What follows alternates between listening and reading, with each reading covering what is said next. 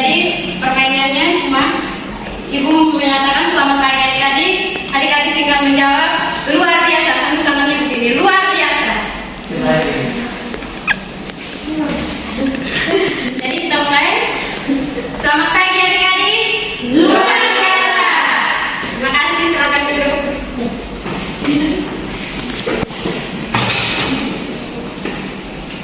Bagaimana kabar kalian?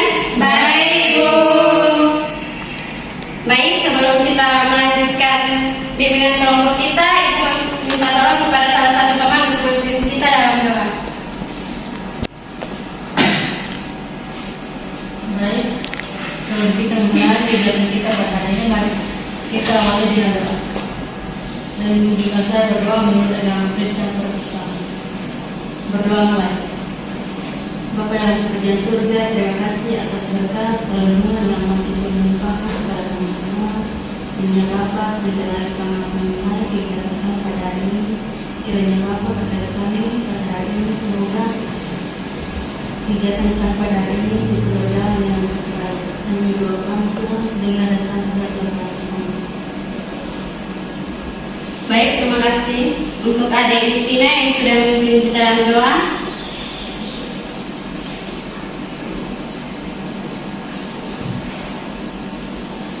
Baik, selanjutnya kita masuk. Terima kasih.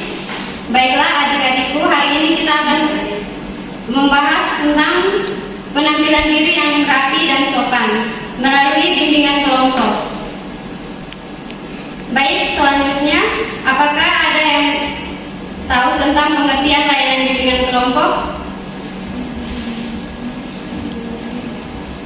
Tahu Ibu. Adik Asri, silakan.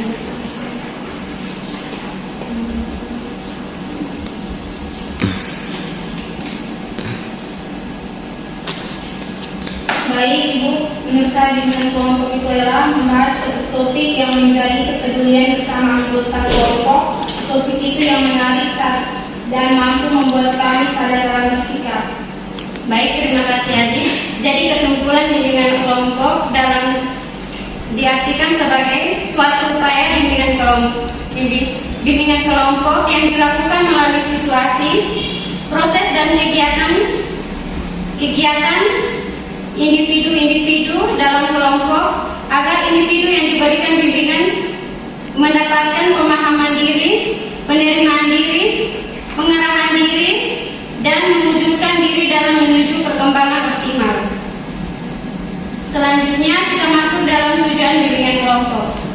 Mungkin di sini ada yang tahu apa tujuan dari bimbingan kelompok? Ibu persilahkan.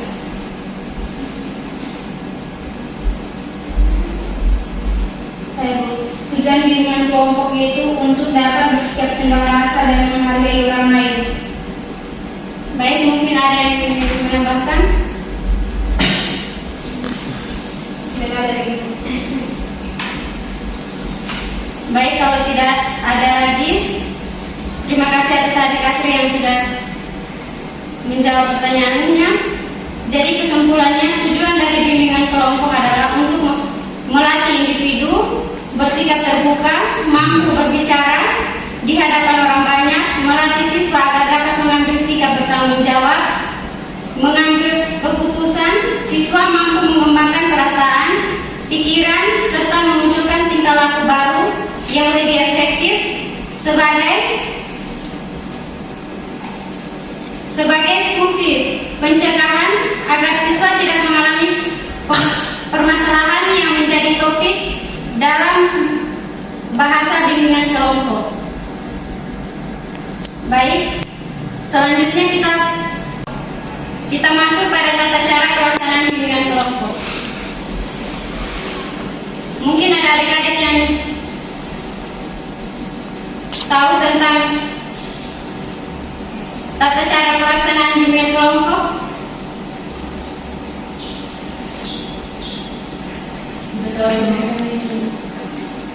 Baik, kegiatan bimbingan kelompok berlangsung dalam beberapa tahap.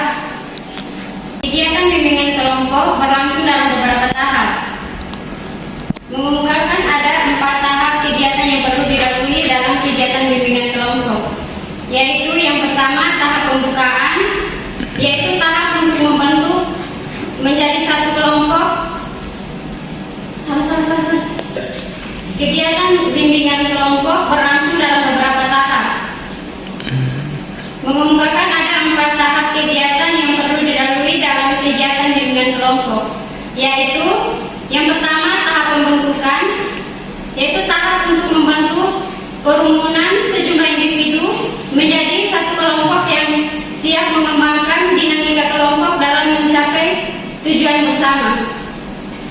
Yang kedua tahap peralihan, yaitu tahap untuk mengalihkan kegiatan awal kelompok ke kegiatan berikutnya yang lebih terarah pada pencapaian tujuan kelompok. Yang ketiga, tahap kegiatan.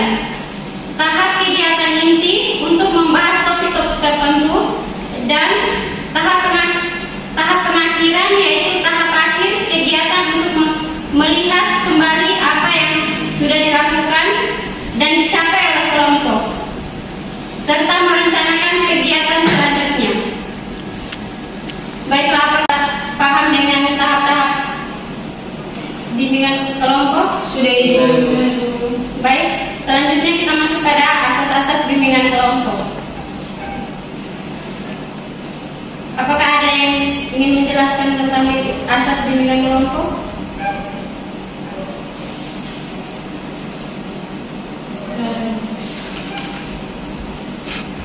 Kalau tidak ada,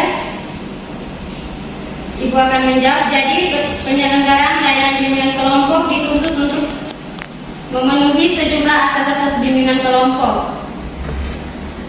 Asas dalam bimbingan kelompok meliputi asas keterbukaan, asas bimbingan kelompok yang menghendaki agar anggota kelompok untuk bersikap terbuka dalam memberikan informasi.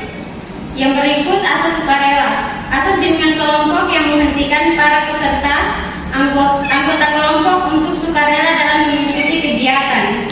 Yang berikut asas kekinian, yaitu segala sesuatu yang terjadi dalam bimbingan kelompok, topik bahasan bersifat sekarang maupun masa terjadi.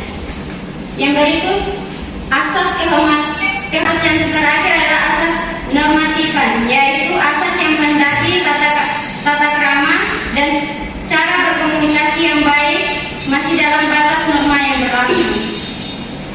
Baik, yang berikut teknik bimbingan kelompok.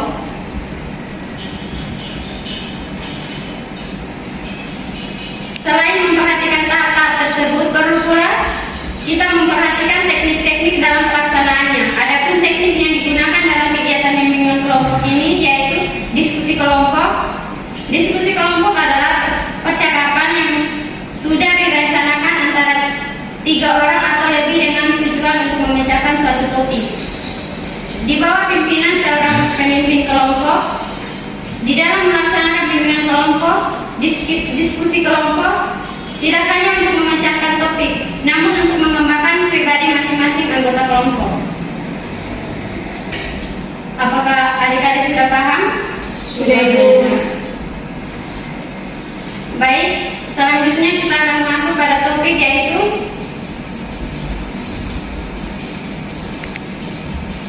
kegiatan bimbingan kelompok ini melalui diskusi kelompok ini, yaitu penampilan diri yang rapi dan sopan.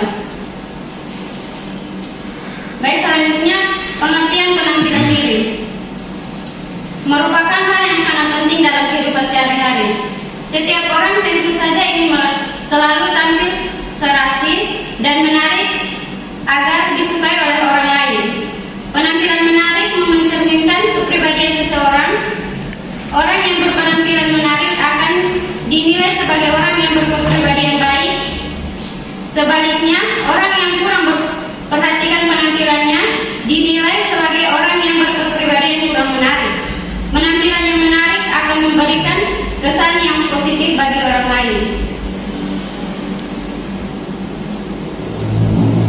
Baik, adapun penampilan adalah citra diri yang terpancar dari diri seseorang yang dapat dilihat dari penampilan secara keseluruhan, dari mulai menggunakan seragam,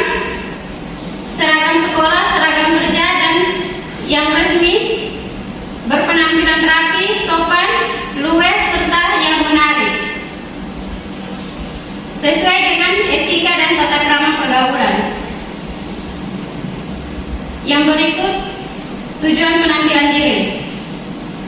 Tujuan penampilan diri yang rapi dan sopan. Sopan rinci tujuan membina perilaku sopan santun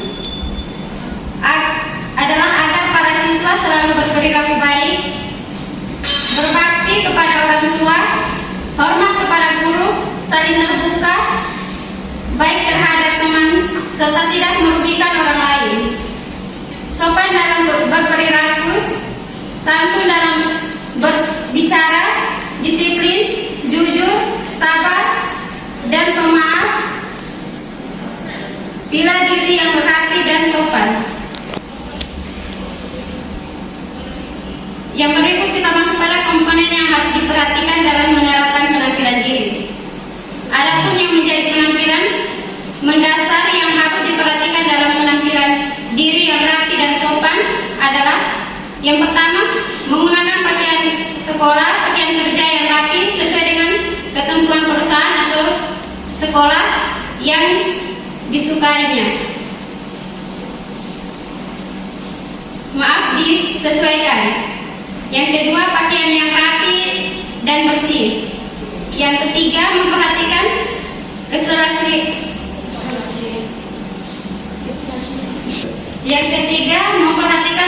keserasian make up atau aksesoris. Yang keempat, memakai tanda pengenal ICAT pada saat melakukan tugas di dalam maupun di luar lingkungan. Yang kelima, memperhatikan penataan rambut. Yang keenam, rambut pendek sebatas telinga agar disisir rapi. Yang ketujuh, rambut sebahu agar diikat atau menggunakan cepel. Yang kedelapan, jika menggunakan kerudung harus bersih dan penataan rapi. Yang kesembilan, memperhatikan kebersihan tubuh. Yang kesepuluh, menggunakan sepatu sesuai dan serasi. Yang berikut, kapan dan di mana penerapan penampilan diri yang rapi dan sopan. Penting penerapan penampilan diri yang rapi dan sopan dimanapun dan kapanpun. Hal ini dapat dilakukan ketika berinteraksi atau berhubungan dengan orang lain, baik di lingkungan sekolah, keluarga maupun di masyarakat. Yang pertama, di sekolah. Dalam berinteraksi atau berhubungan timbal balik dengan seluruh personel, guru, kepala sekolah, guru tenaga, TU atau teman dan lain sebagainya. Yang kedua, di masyarakat. Dalam berinteraksi atau hubungan timbal balik dengan anggota masyarakat, misal di toko dengan pelayan toko atau di kantor, pos dengan karyawan dan sebagainya. Yang ketiga, di rumah. Dalam berinteraksi atau hubungan timbal balik dengan anggota keluarga, baik orang tua maupun saudara. Baik, mungkin ini materi hari ini. Mungkin ada pertanyaan atau kesimpulan dari adik-adik, Ibu persilahkan.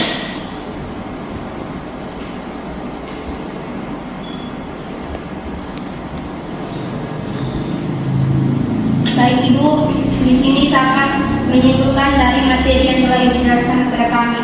Yang pertama itu mengenai penampilan diri. Penampilan diri merupakan hal yang sangat penting dalam kehidupan sehari-hari.